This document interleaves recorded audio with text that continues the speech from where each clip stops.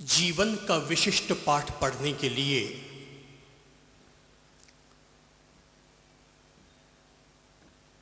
बतौर प्रवेश के रूप में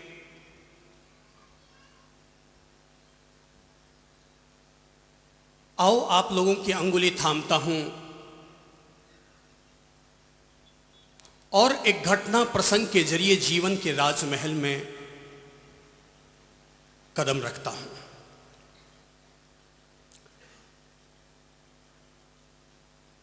महान दार्शनिक कन्फ्यूशियस 90 वर्ष के हो चुके थे। उन्होंने अपने समस्त अनुयायियों और शिष्यों के बीच ये घोषणा की कि उनके जीवन जीने का उद्देश्य पूरा हुआ और वे कल सुबह सूर्योदय के साथ ही अपनी नश्वर देह का त्याग कर देंगे।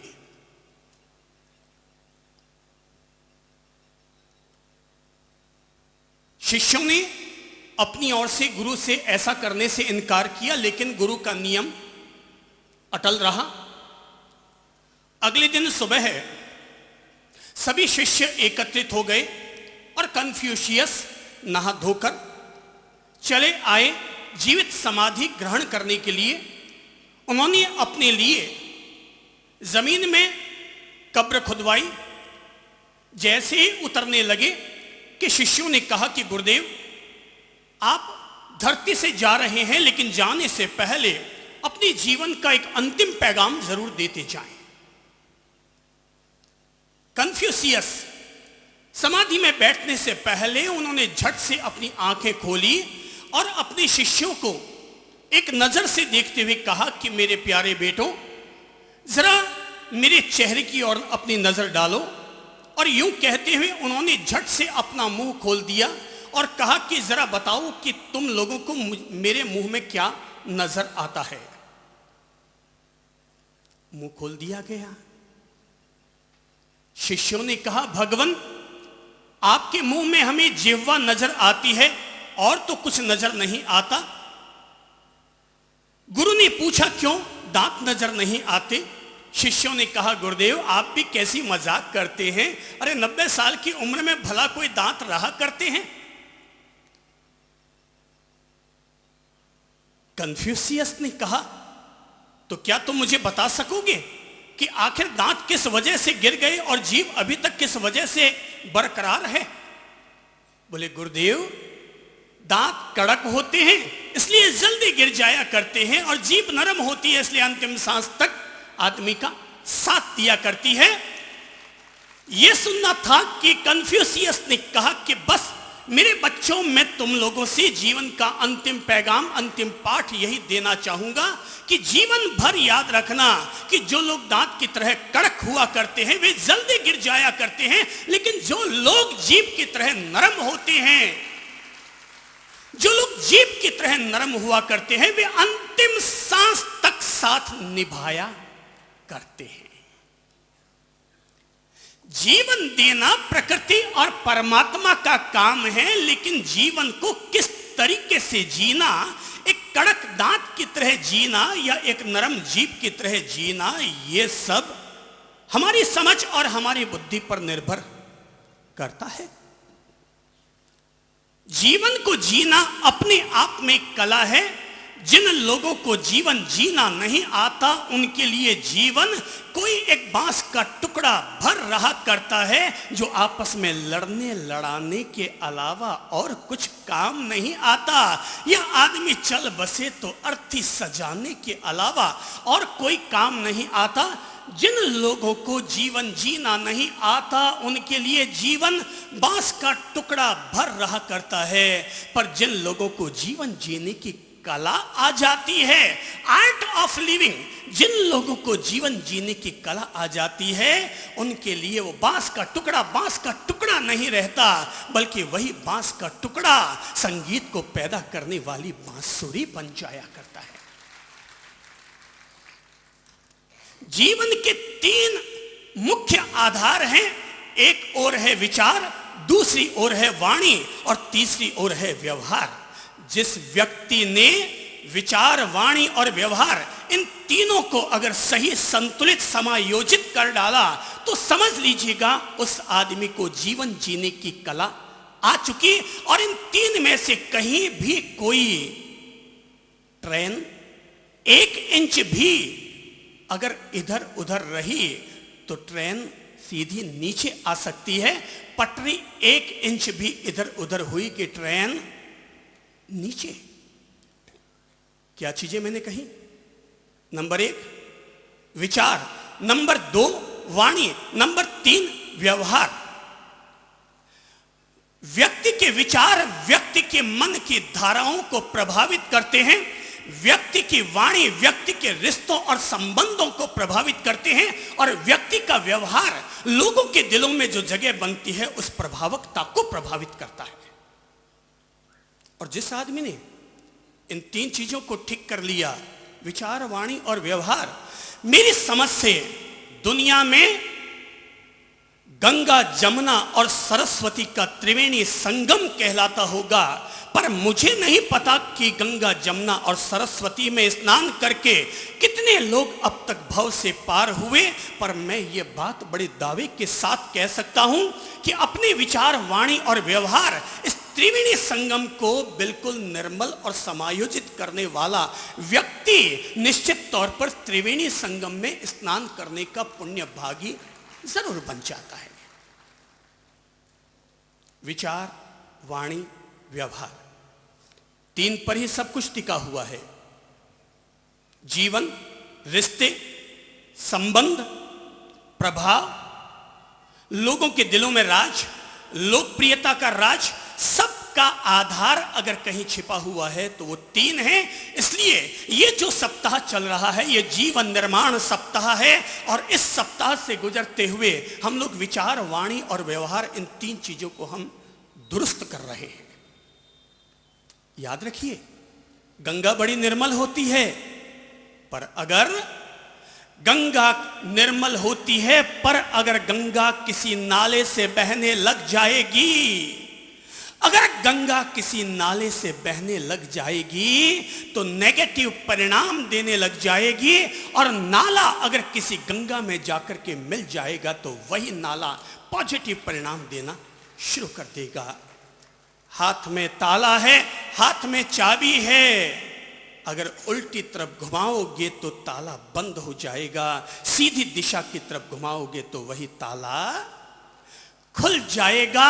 विचार, वाणी और व्यवहार, इनको अगर उल्टी दिशा की तरफ चलाना शुरू कर दिया तो आप सभी लोगों से कहना चाहूंगा कि जीवन के रिश्तों के प्रभावकता के सारे ताले बंद हो जाएंगे।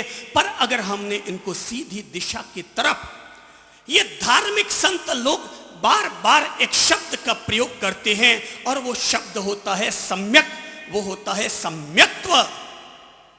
मुझे नहीं पता ये धार्मिक संत लोग इस सम्यक्त्व का क्या अर्थ लगाते होंगे, पर मैं तो इतना सा अर्थ लगाता हूं कि अपनी उल्टी दिशा की तरफ जाने वाले विचार, वाणी और व्यवहार को सही दिशा की तरफ घुमा लेना, इसी का नाम है जीवन का सच्चा सम्यक्त्व।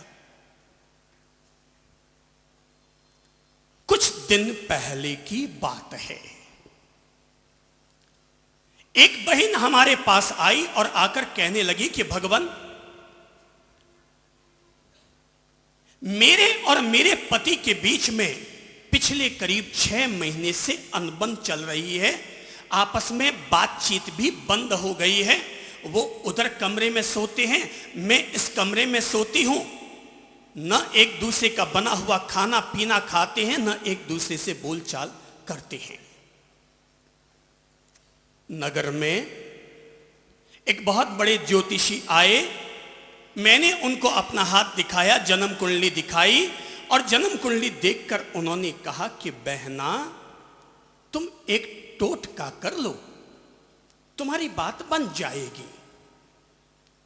तो वो कहने लगी बहना कि महाराज जी मैंने वो टोटका किया। मैंने पूछा क्या टोटका किया?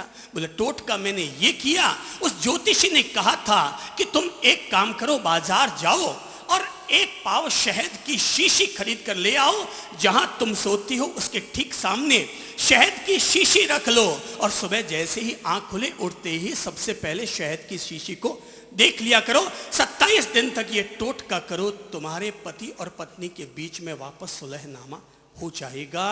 वो बहन कहने लगी, महाराज जी 1.25 महीना गुजर गया पर कहीं कोई अभी भी बात बन न पाई। 1.25 महीना गुजर गया, कोई भी बात न बन पाई, इसलिए आपके पास आई हूं, शायद आप कोई रास्ता सुझा दे। मैंने कहा मैं रास्ता सुझा दूं? बोले हाँ सुझा दीजिए। मैंने कहा अगर आप मुझसे रास्ता पूछना चाहते हैं तो मैं आपको रास्ता ये दूंगा, बहन शहद की शीशी को देखना बंद करो, शहद की शीशी को देखना बंद करो, क्योंकि शहद की शीशी को देखने से आज तक कभी भी किसी पति पत्नी के बीच में सुलहनामा नहीं हुआ। अगर तुम चाहती हो कि तुम्हारा सुलहनामा हो जाए तो शहद की शीशी देखना बंद करो और खुद को ही शहद की शीशी बना डालो। शहद की शीशी को देखना बंद करो और खुद को ही शहद की शीशी बना डालो। हम लोग तो शहद की शीशी हैं, जिसको भी अंदर उतारना हो उतार लीजिएगा। तो बोले कि ठीक है, मैं खुद शहद की शीशी बन जाती हूं, पर मुझे इसके लिए करना क्या पड़ेगा? मैंने कहा मैं थोड़ा गेम रिस्की बताऊंगा, करना पड़ेगा। बोले कर लूंगी, आप जो कहेंगे कर लूंगी। जब उस पंडित ने कहा 27 दिन उसके कहने से ऐसा कर लिया, आप कहे तो आपके कहने से मैं कुछ नहीं करूंगी। मैंने कहा बहन शहद की शीशी को देखना बहुत आसान है, पर खुद को शहद की शीशी बनाना उतना ही कठिन है। 1 महीने का उपवास करके 30 दिन का उपवास करके अपने आप को तपस्वी बना लेना आसान है, पर खुद को शहद की शीशी बना लेना मासक क्षमण की तपस्या करने से भी ज्यादा कठिन है। बोले मैं कर लूंगी। मैंने कहा खेल रिस्की का है? बोले कर लूंगी। मैंने कहा चलो एक काम करो, अगर आप ऐसा कर सकती हैं तो मैं आपको केवल आधा मिनट का छोटा छोटा सूत्र दे देता हूं। बोले ठीक है मैं अपना लूंगी।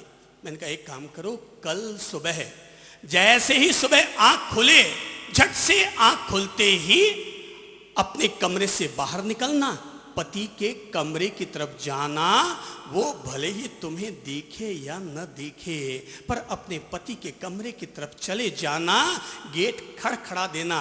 वो जैसे ही गेट खोलते ही तुम पहला शब्द कहना, हाथ जोड़ते हुए नमस्ते।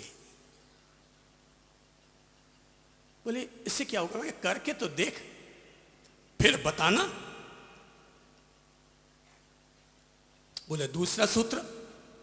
मैंने कहा वो नमस्ते के जवाब में जो बोले सो बोलने देना, तुम्हारे मौन रहना, तुम्हें केवल एक ही शब्द का प्रयोग करना है और वो है नमस्ते। बोले ठीक है। मैंने कहा दूसरा काम ये करना है कि आज थोड़ी चाय थोड़ी अच्छी स्वादिष्ट बनाना, थोड़ी सॉफ्ट बनाना, जो रोज कड़क बना लेती हो वैसी कड़क मत बनाना, सॉफ्ट चाय बनाना, थोड़ी इलायची विलायची, हाँ मीठी मस्त हो जाए ऐसी चाय बना लेना। और वो चाय बना करके टेबल पर रखना मत, बल्कि खुद सोफे पर जाना और अपने पति के लिए प्लेट में कप रख करके चाय डालना और केवल इतना कहना पी लीजिए, और आगे कुछ मत बोलना। वो जो करे सो करने देना, चाय फेंके कुछ भी करे सो करने देना। बोले तीसरा सूत्र।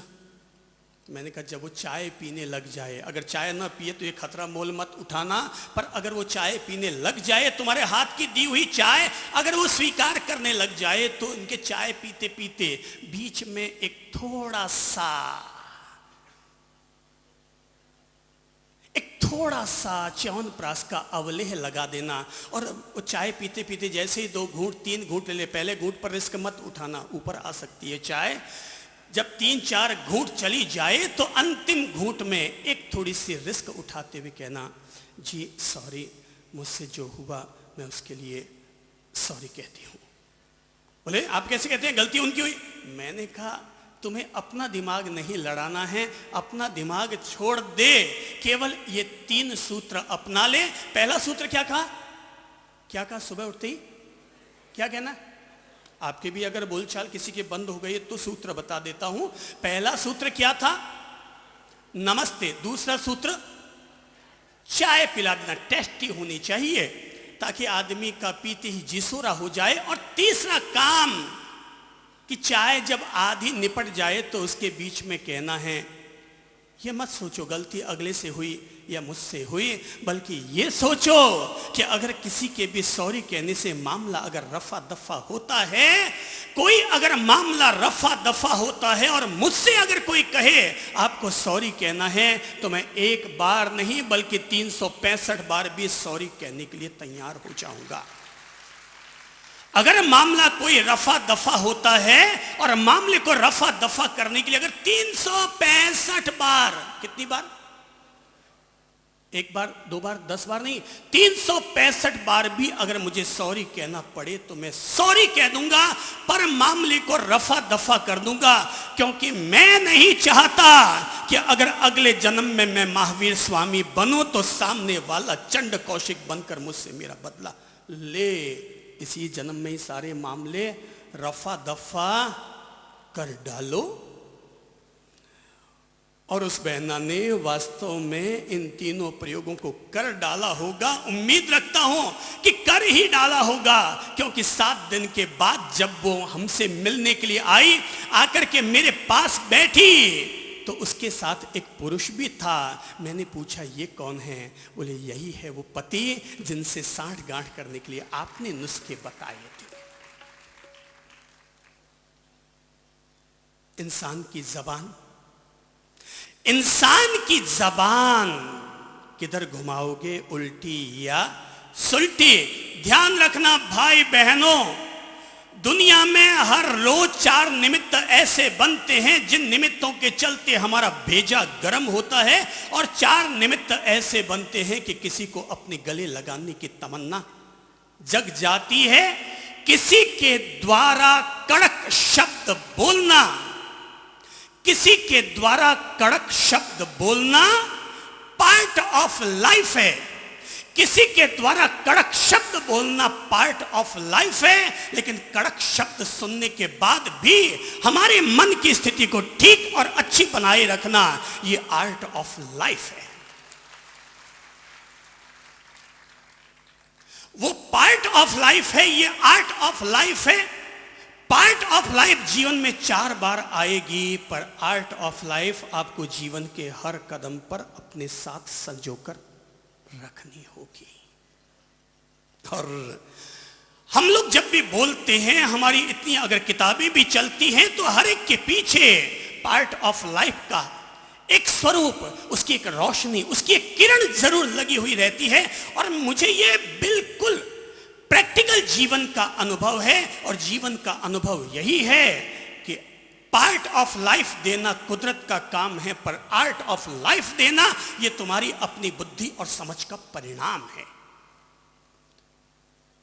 भगवान ने हाथ दिए, भगवान ने हाथ दिए, इन हाथों से आप माला फेरेंगे या भाला चलाएंगे, ये आप पर है।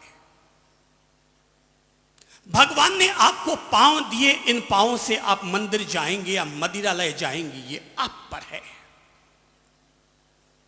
भगवान ने आपको जबान दी, आप जबान से सत्य बोलेंगे या किसी के लिए सत्यानाश की बद्दुआ करेंगे, ये आप पर है। भगवान ने आपको माचिस दी, उस माचिस की तीली से आप लोगों के घर के अंधेरों को दूर करते हैं या गरीबों की झोपड़ियों में आग लगाते हैं, ये आप पर है। डाइवर्ट, कुछ ऐसा डाइवर्ट किया जाए कि जिससे नाला नाला न रहे, बल्कि नाला नहर बन जाए, नाला पवित्र गंगा नदी का जल बन जाए।